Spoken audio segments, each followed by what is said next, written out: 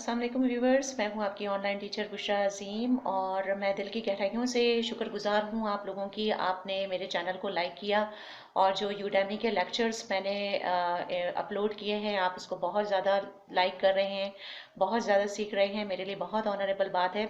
और एक ज़बरदस्त सी न्यूज़ के साथ मैं दोबारा से आपके सामने आ गई हूँ। अगर आप विंडोज़ 10 यूज़र हैं और तो आपको पता होगा कि विंडोज़ 10 में एक बिल्ट इन फीचर है जिसके ज़रिए से आप यूट्यूब की वीडियोस को स्क्रीन रिकॉर्डिंग के ज़रिए से डाउनलोड कर सकते हैं। तो मेरा जो लेक्चर्स हैं वो तकरीबन मोर देन 55 हैं। ठीक है, तो अगर आप इतनी बड़ी तादाद में डाउनलोडिंग करेंगे तो जाहिर है कि आपका जो इंटरनेट है वो भी ख़त्म हो जाएगा और बहुत ज़्यादा आपके लिए प्रॉब्लम हो सकती है। तो इसी प्रॉब्लम को सॉल्व करने के लिए मैंने ऊपर दिए गए लेक्चर में यहाँ पर आप देख सकते हैं, ऊपर लिंक मौजूद है। वो लोग जो कि विंडोज़ 10 यूज़र हैं, विंडोज़ 10 पे किस तरीके से स्क्रीन रिकॉर्डिंग के ज़रिए से मेरी वीडियोस को डाउनलोड कर सकते हैं, उसका ऊपर दिए गए लिंक में आपको जो है वो पूरा इसका ट्यूटोरियल मिल जाएगा। आप वो देखिए और फिर उसी मेथड से आप मेरी वीडियोस को यूट्यूब पर रहते हुए डायरेक्टली डाउनलोड कीजिए। इससे फ़ायदा ये होगा कि आपकी जो इंटरनेट की एमपीज़ हैं वो बच जाएंगी और आप इंटरनेट का ज़्यादा डेटा अपने यूज़ में आपके यूज़ में आ जाएगा और आपके इंटरनेट की बचत हो जाएगी। दूसरी इंपॉर्टेंट बात यह कि अगर आप विंडोज़ 10 यूज़र नहीं हैं तो आपके लिए एक ज़बरदस्ती न्यूज़ है कि ऊपर एक और लिंक है, यहाँ मिल जाएगा या यहाँ मिल जाएगा। उस लिंक में आपको पता चल जाएगा कि एक एप्लीकेशन है जिसके ज़रिए से आप स्क्रीन रिकॉर्डिंग के ज़रिए से मेरी यूट्यूब के वीडियोस को किस तरह स्क्रीन रिकॉर्डिंग के थ्रू डाउनलोड कर सकते हैं। तो एक फ्री जो है वो सॉफ्टवेयर है जो आपको इंस्टॉल करना होगा। इसका पूरा तरीक़ाकार मैंने बता दिया है। तो प्लीज़ इन्हीं मेथड्स के थ्रू मेरी वीडियोस को आप डाउनलोड कीजिए। इसका बहुत बड़ा बेनिफिट आपको ये होगा कि बहुत ज़्यादा आपका जो डेटा है इंटरनेट का वो ज़ाया होने से बच जाएगा। ज़ाया होने से सेंस में बच जाएगा कि आप स्क्रीन रिकॉर्डिंग के ज़रिए से जब लाइवली यूट्यूब पर डाउनलोड करेंगे तो सिर्फ उतना ही डेटा ज़ाया होगा जो कि व्यू करने में होता है। और सब जानते हैं कि जब हम डायरेक्टली डाउनलोड करते हैं कोई भी वीडियो इंटरनेट से तो वो बहुत ज़्यादा एमबीज हमारे इसमें इंटरनेट में ज़ाया होते हैं। तो होपफुली आपको ये कोशिश भी मेरी पसंद आएगी और ना सिर्फ ये कि आप इन दोनों ऊपर दिए गए इन दोनों लेक्चर्स को आप देखेंगे बल्कि आप मेरी यूट्यूब वीडियोस को इन लेक्चर्स के ज़रिए से डाउनलोड भी करेंगे, क्योंकि ये एक अलग स्किल होगी कि स्क्रीन रिकॉर्डिंग किस तरीके से आप कर सकते हैं और किस तरीके से आप जो है वो ये हर चीज़ आपके काम में आएगी। तो होपफुली आपको मेरी ये एफर्ट भी पसंद आएगी और आप मेरी वीडियोस को डायरेक्टली डाउनलोड मेरी हमेशा से ये गुजारिश रही है आपसे कि आप पहले एक बार लाइव यूट्यूब के इंटरफेस पर शुरू से आखिर तक देखें, उसके बाद डाउनलोड करें। और मैं बहुत थैंकफुल हूँ कि आपने मेरा जो वॉच टाइम है वो बढ़ रहा है और आप मेरी हेल्प कर रहे हैं, तो मैं बहुत थैंकफुल हूँ। तो इन दोनों वीडियोस को जो ऊपर दिए गए लिंक है ज़रूर देखिएगा और मुझे बताइएगा कि मेरी एफर्ट आपको कैसी लगी। और अब चलते हैं अपने लेक्चर्स की तरफ। पिछले लेक्चर में जैसे कि मैंने आपको बताया था कि कोड को किस तरीके से कॉपी पेस्ट करके आपने इस गैलरी को जनरेट करना है। अब इस लेक्चर में मैं आपको इसको कस्टमाइज़ करना बताऊंगी। कस्टमाइज़ करने का मतलब क्या है?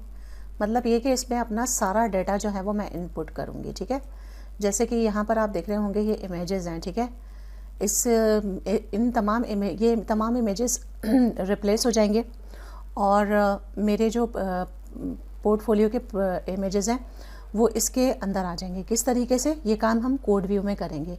लेकिन इससे पहले मैं आपको कुछ बताना चाहूँगी। अगर मैं इस इमेज को क्लिक करती हूँ, ठीक है, तो आप देखें जो प्रॉपर्टी पैनल है ये मेरा चेंज हो गया। ठीक है, और ये HTML और CSS से मुतालिक तमाम प्रॉपर्टीज़ को बता रहा है। ठीक है, यहाँ पर अगर मैं CSS पे क्लिक करती हूँ तो आप देखें कि CSS से मुतालिक इसकी तमाम प्रॉपर्टीज़ यहाँ पर सामने आ रही हैं।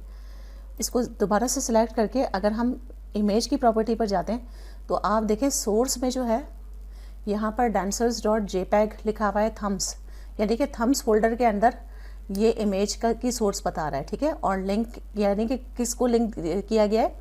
बेसिकली हुआ ये है कि ये जो लिंक है इसमें दो इमेजेस हैं जो आपको सामने नज़र आ रहे हैं, जिसको मैंने सेलेक्ट किया हुआ है। ये थंबनेल है। ठीक है, होता यह है कि गैलरी में बज़ाहिर एक चीज़ थंबनेल में दिखाई जाती है जो सामने नज़र आ रही होती है।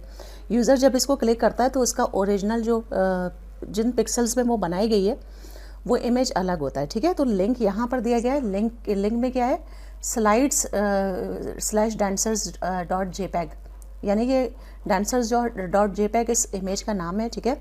और स्लाइड्स फोल्डर के अंदर जो है ये मौजूद है, ठीक है, ये बताया जा रहा है। तो सब कुछ इसमें मतलब क्लियर है। हमने क्या करना है, हमने इस फोल्डर के अंदर जाके इस इमेज को चेंज करना है, दैट्स इट। ये इमेज चेंज हो जाएगा और हमें कोड को बिल्कुल नहीं छेड़ना है, ठीक है।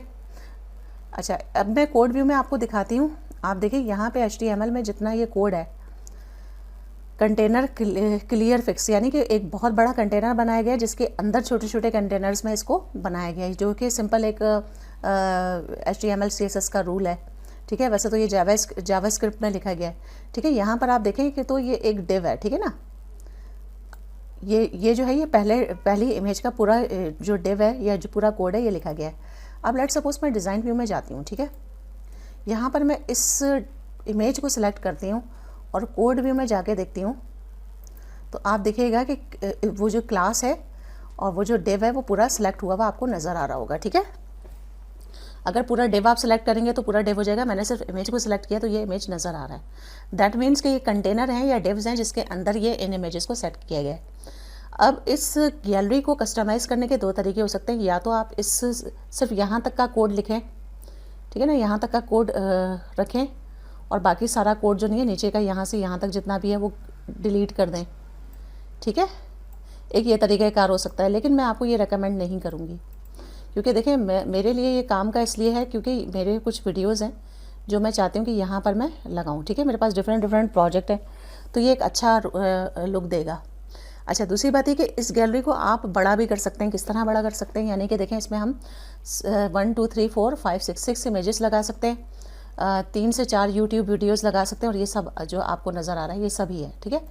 हम अगर चाहें तो उसको बड़ा भी कर सकते हैं। किस तरह बड़ा कर सकते हैं, यानी कि कोड व्यू में जाएंगे। लेट्स सपोज मेरे पास बहुत सारी इमेजेस हैं, मेरे पास तो तकरीबन 50 प्रोजेक्ट हैं जो अच्छे हैं, जो मैं चाहती हूँ कि मेरे पोर्टफोलियो में एटलीस्ट 50 to 100 नज़र आए, ठीक है। तो मैं क्या करूँगी कि ये जो जितने भी 1 2 3 4 5 6 7 टोटल 7 इमेजेस हैं, ठीक है ना। कोड व्यू में जाके जो जितने भी 7 डिव्स हैं शुरू के, ठीक है, 1 2 3 4 5 6 7, ठीक है। अगर आपको बेसिक HTML CSS आता है तो आपके लिए ये कोई मसला नहीं होगा इस कोड को समझना, ठीक है। 7 इमेजेस को मैं कॉपी करके और नीचे नीचे पेस्ट करती जाऊंगी तो वो डिव्स जो है वो बनते चले जाएंगे। इस तरह से मैं अपनी गैलरी को बढ़ा भी सकती हूँ, ठीक है।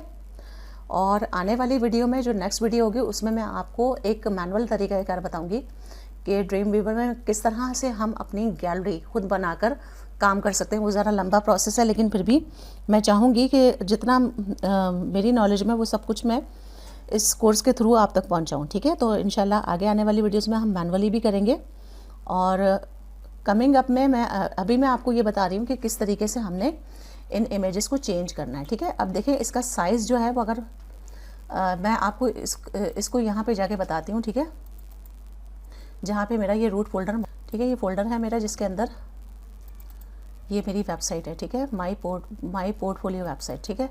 ये जो है ये रूट फोल्डर है, सही है। अब अगर इसको मैं यहाँ से ओपन करती हूँ, ठीक है, यहाँ पर आप देखिएगा यहाँ पर आपको 2 फोल्डर्स नज़र आएंगे, एक एग्जाम्पल है और एक फॉन्ट्स है, ठीक है।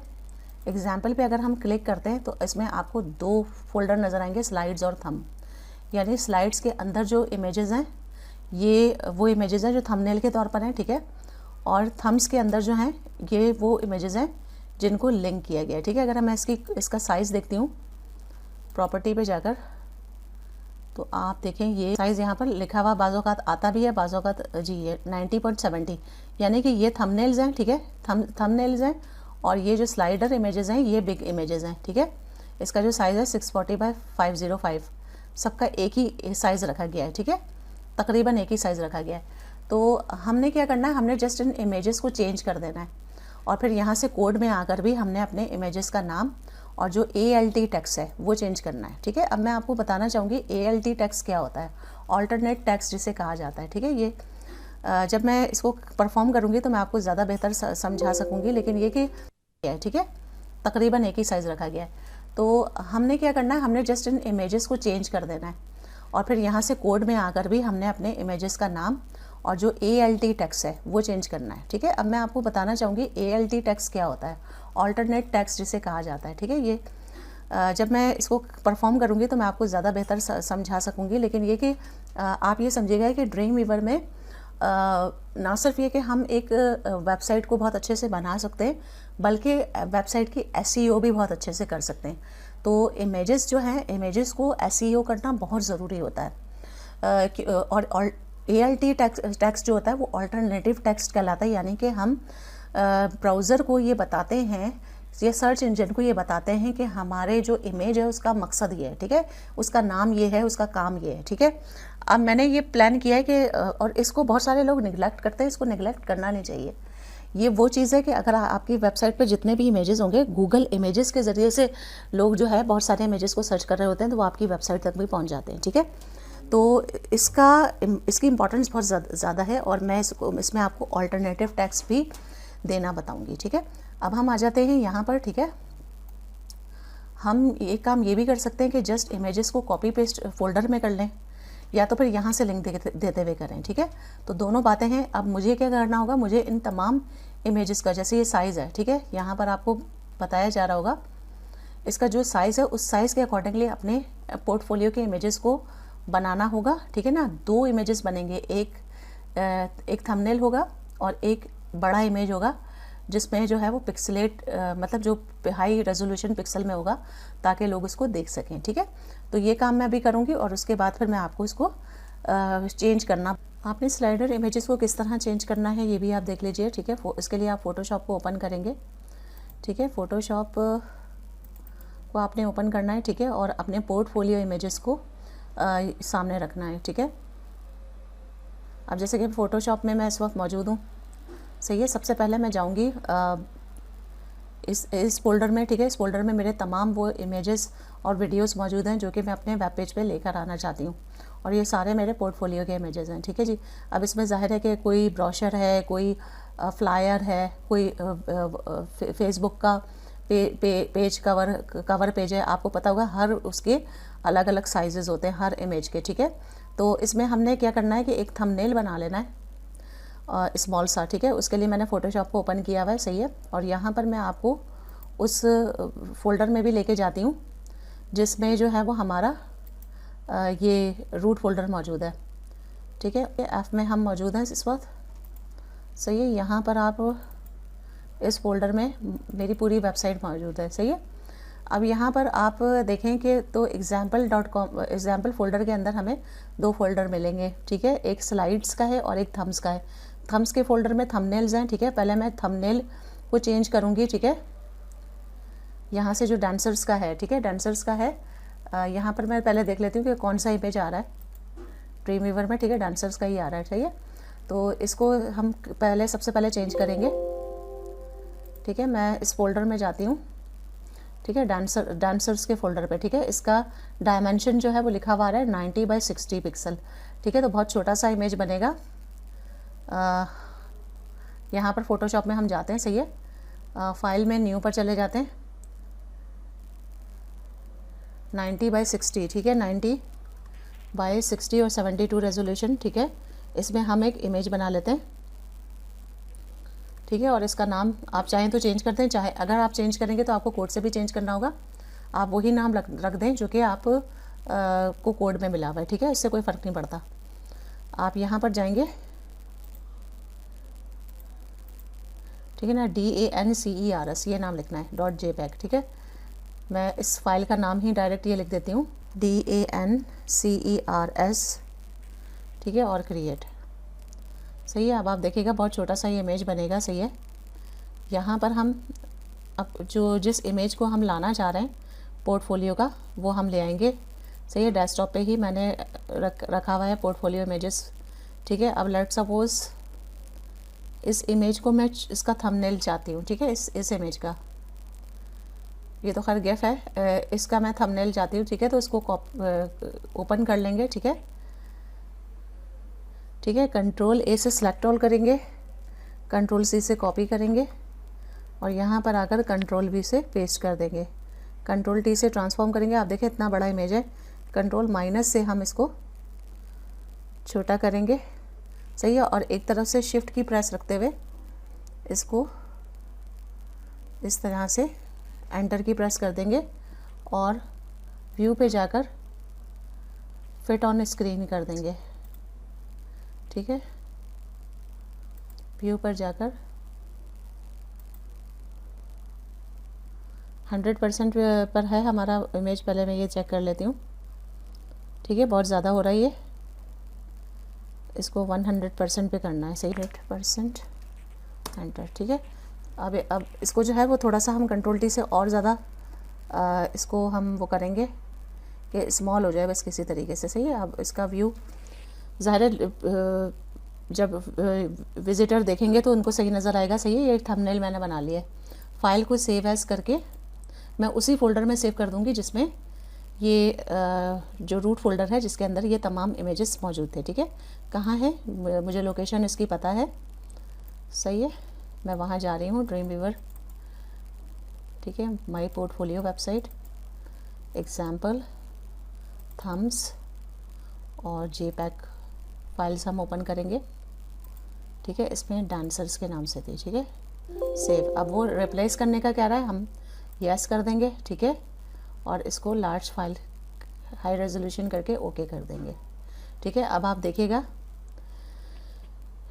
यहाँ पर अगर हम इसका रियल लुक देखते हैं तो ये चेंज हुई हुई हमें नज़र आएगी। प्रीव्यू इन सफारी देखते हैं तो आप देखें कि यहाँ पर ये इमेज चेंज हुआ है। सही है, लेकिन इसका लिंक हमने चेंज नहीं किया तो इसीलिए मैं आपको इसको लिंक करके भी अभी बताती हूँ। सही है, अब लिंक पे क्या है कि अगर हम लिंक में इसको चेंज करते हैं, ठीक है, अगर हम डायरेक्ट यही साइज़ करके देख देते हैं, वैसे तो ये कि आप उसको उस साइज़ में भी कन्वर्ट कर सकते हैं जिसमें ये मौजूद है।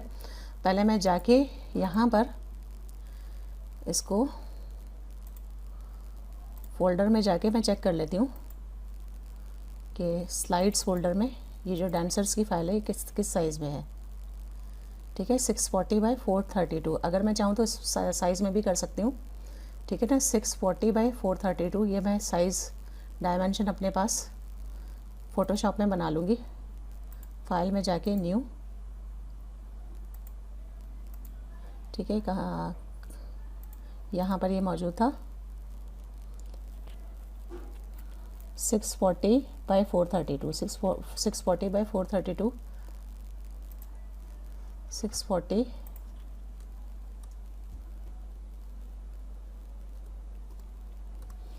बाई 432। ठीक है, इसी साइज़ में हम बना लेते हैं। ठीक है, और इसका नाम वही रख देते हैं जो इसमें मौजूद था स्लाइड्स में, डांसर्स, DANCERS। ठीक है, यही नाम हम रख देते हैं। ठीक है, क्रिएट कर लेते हैं और यहाँ पर हम जो फाइल है जो पहले से हमने कॉपी की हुई थी, कंट्रोल C से कॉपी करके इसको दोबारा से यहाँ पर कंट्रोल V से पेस्ट कर देते हैं। कंट्रोल T से ट्रांसफॉर्म करेंगे, शिफ्ट प्रेस रखते हुए इसको हम स्मॉल करेंगे बाय 432। ठीक है, इसी साइज़ में हम बना लेते हैं और इसका नाम वही रख देते हैं जो इसमें मौजूद था स्लाइड्स में, डांसर्स, ANCERS। ठीक है, यही नाम हम रख देते हैं। क्रिएट कर लेते हैं और यहाँ पर हम वो फाइल है जो पहले से हमने कॉपी की हुई थी, कंट्रोल C से कॉपी करके इसको दोबारा से यहाँ पर कंट्रोल V से पेस्ट कर देते हैं। कंट्रोल T से ट्रांसफॉर्म करेंगे, शिफ्ट प्रेस रखते हुए इसको हम स्मॉल करेंगे। ठीक है, ये हमारे पास ये आगे है। सही है, इसको आप चाहें तो PNG में सेव कर लें, चाहे तो JPEG में कर लें। ठीक है, एंटर की प्रेस करेंगे। यहाँ से मैंने इसको अनविजिबल कर दिया बैकग्राउंड को। फाइल में जाके सेव एज़ और इसको डांसर्स JPEG में ही हम कर लेते हैं। ठीक है, इसको एक नई लेयर इसके नीचे हम ले आते हैं। सही है, वाइट कलर की, यहाँ से वाइट कलर लेते हैं, ऑल्ट एंड बैक स्पेस से। ठीक है, फाइल को सेव एज़ करके और इसको JPEG कर देते हैं। ठीक है, JPEG dancers.jpg ये रहा। ठीक है ना, एग्जाम्पल्स में हमने स्लाइड्स फोल्डर के अंदर जाना है। सही है, और इसमें हमने सेव कर लेना है। ठीक है, अब अगर हम इसका प्रीव्यू देखते हैं, ठीक है, दोबारा से मैं इसको रीलोड करूँगी, सही है, प्रीव्यू इन सफारी, ठीक है। यहाँ पर आप देखें तो ये थंबनेल चेंज हो गया, ठीक है, और इस पर मैं अगर क्लिक करती हूँ तो इसका लिंक जो है वो आप देखें ये भी हमने चेंज कर दिया है और नाम इसका डांसर्स ही है, ठीक है। अब मैं आपको बताती हूँ कि इस नाम को आपने चेंज किस तरह करना है, ये भी मैं आपको बताती हूँ। कोड में हम जाएंगे, सही है। सबसे पहले हम इसका जो है वो ऑल्टरनेटिव टेक्स्ट भी यहाँ से चाहें तो चेंज कर सकते हैं, और मैं यहाँ से भी आपको चेंज करना बताऊँगी और दूसरी डिज़ाइन व्यू से भी चेंज करना बताऊंगी, ठीक है। नेम को चेंज कर सकते हैं इमेज के, मैं इमेज का नाम चेंज नहीं करना चाह रही, ठीक है, मैं सिर्फ ऑल्टरनेटिव टेक्स्ट जो है वो चेंज करना चाह रही हूँ, सही। तो उसके लिए मैं क्या करूँगी, यहाँ से मैं लिख दूँगी टॉय कंपनी ब्रोशर इन फ्रीलांसर, ठीक है। ये मैंने नाम रख दिया, ये मेरा फ्रीलांसर का एक प्रोजेक्ट था जो मैंने freelancer.com पे किया था, ठीक है। तो इसी के नाम पर मैंने वो कर दिया है। फाइल को सेव ऑल करेंगे, ठीक है, और जब हम इसका प्रीव्यू देखेंगे ड्रीम ब्राउज़र पे, तो नीचे इसका अल्टरनेटिव टेक्स्ट जो है वो हमें चेंज होता हुआ नज़र आएगा, सही है। अभी इसको पूरा मैं आपको करके बताती हूँ, ठीक है ना। ये मैंने सिर्फ अल्टरनेटिव टेक्स्ट चेंज किया है, और इसका जो दूसरा जो इसमें और इमेजेस जो कमेंट्स वगैरह हैं वो किस तरीके से चेंज करते हैं ये अभी मैं आपको बताती हूँ, ठीक है। यहाँ पर आप टाइटल को भी चेंज करेंगे, ठीक है, टाइटल को भी चेंज करेंगे। इसमें ये पूरा आप कॉपी करके यहाँ पर टाइटल में Ctrl+V से पेस्ट कर, और भले इमेज को आप वैसे ही रहने दें। अब इसको सेव ऑल करके इसका प्रीव्यू हम देखते हैं ब्राउज़र में क्या आ रहा है, ठीक है ना। Toy company brochure job in freelancer, ठीक है। तो इस तरीके से आपने इसको कस्टमाइज़ करना है। अब नेक्स्ट इमेज को मैं आपको डिज़ाइन व्यू में चेंज करना बताऊंगी, भी चेंज करें, ठीक है। अब वो आप किस तरह चेंज करेंगे, कोड में भी ये हम देख लेते हैं, ठीक है। यहाँ पर अगर आप कोड व्यू में जाके देखते हैं तो इसका जो नाम है blueboard.jpg लिखा हुआ आ रहा है, ठीक है। हम जो इमेज सेव करेंगे वो जो है वो एक तो तरीक़ाकार ये बनता है कि हम डायरेक्टली इमेज को जो है वो इसी फोल्डर में हम सेव कर लें, ठीक है, और फिर बाद में जो है इस इमेज को रिमूव कर दें और फिर वो करें। तो थोड़ा सा लंबा प्रोसेस है, जो मैंने अभी पहले आपको बताया वो तरीक़ाकार ज़्यादा बेहतर है। लेकिन उसमें यह है कि फिर इमेज को आप उस नाम से ही, जो टाइटल आप दे रहे हैं उसी नाम से आप सेव करें तो वो ज़्यादा बेहतर रहेगा, ठीक है। अब यहाँ पर मैं आपको बताना चाहूँगी कि जैसे कि ये कोड लिखा गया है, ठीक है। इसमें आप देख रहे होंगे कि अगर हम एक डिव के कोड को देखते हैं तो उसमें डिव क्लास आइटम दिया गया है, ठीक है ना। क्लासेस आप कुछ भी दे सकते हैं, और रिलेशन जो है क्लियर बॉक्स गैलरी, कमेंट जो है बोर्ड इन ब्लू, ठीक है। कमेंट, इस कमेंट को भी आपने चेंज करना होता है, ठीक है। इस कमेंट को आप चेंज करेंगे, ठीक है। और दूसरी बात ये कि जब लिंक देंगे तो वो ज़ाहिर है ऑलरेडी ही जो इमेज का नाम है वो चेंज हो जाएगा, ठीक है। तो कमेंट को भी हम जो फर्स्ट हमने वो किया है उसको हम चेंज कर देते हैं, ठीक है। जो ये फर्स्ट हमारा डिव है हमने अभी ये पूरा चेंज किया है, ठीक है। इसका जो है वो हमने नाम लिखा था टॉय कंपनी ब्रोशर, ठीक है, ब्रोशर जॉब इन फ्रीलांसर, ठीक है। ये हमने ऑल्टरनेट टेक्स्ट दिया था, इसको हमने टाइटल में भी दिया है और हमने इसको जो है वो कमेंट में भी देंगे। तो मैं क्या करूँगी, इसको कॉपी कर दूँगी, यहाँ से Ctrl+C से कॉपी करेंगे, ठीक है। और कमेंट जो है =, जो जितना भी ये लिखा हुआ है इसको हम बैक स्पेस की से जो है रिमूव करके और यहाँ पर Ctrl+V से पेस्ट कर देंगे। ये सारा कुछ जो है वो इसलिए किया जा रहा है ताकि आपका जो वेबसाइट है उसका SEO भी होता रहे, ठीक है। जब एक वेबसाइट बनती है तो उसका SEO जो है वो बहुत ज़्यादा इम्पॉर्टेंस रखता है। तो ड्रीम वीवर में वो तमाम फैसिलिटीज़ हैं जिसके ज़रिए से हम अपनी वेबसाइट को SEO के अकॉर्डिंग बना सकते हैं। तो इमेज जो है वो इमेज जो भी आप अपनी वेबसाइट पे लगाएं उसका नाम वही रखें जो उससे रिलेट करता हो, ठीक है। तो उससे क्या होगा कि आपकी जो वेबसाइट है वो ऑप्टिमाइज़ होगी और उस इमेज को सर्च करते हुए ही लोग आपकी वेबसाइट तक अप्रोच करेंगे।